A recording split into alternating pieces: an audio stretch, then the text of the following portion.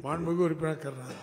மாண்புமிகு பேரவைத் தலைவர் அவர்களே, பல்லாவரம் தொகுதிக்கு கடல் நீரிலிருந்து குடிநீர் ஆக்கும் திட்டம் இப்பொழுது நடைபெற்று முடியும் தருவாயில் உள்ளது. பல்லாவரம் பகுதியிலே எல்லா குழாய்கள் பதிக்கின்ற பணிகள் முடிவு பெற்றுள்ளது.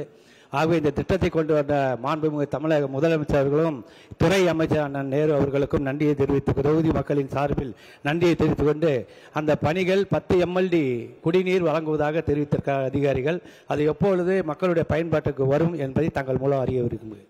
மாண்புமிகு அமைச்சர்.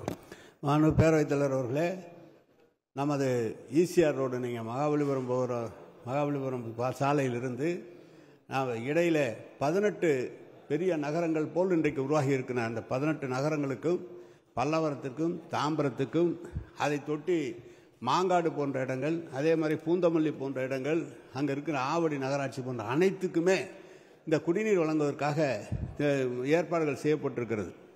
400 MLD புதிதாக நம்முடைய மாண்பு முதலமைச்சர் அவர்கள் 4200 கோடி ரூபாய் செலவில் கடல் நீரை குடிநீராகும் திட்டத்தை உருவாக்கி பணிகள் வேகமாக நடைபெற்றிருக்கிறது.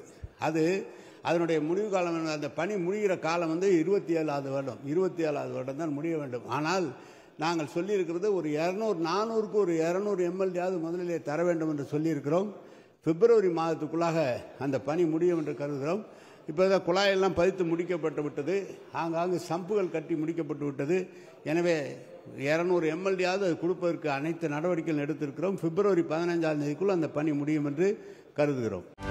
செய்திகளை உடனுக்குடனும் துல்லியமாகவும் தெரிந்து கொள்ள சப்ஸ்கிரைப் பண்ணுங்க.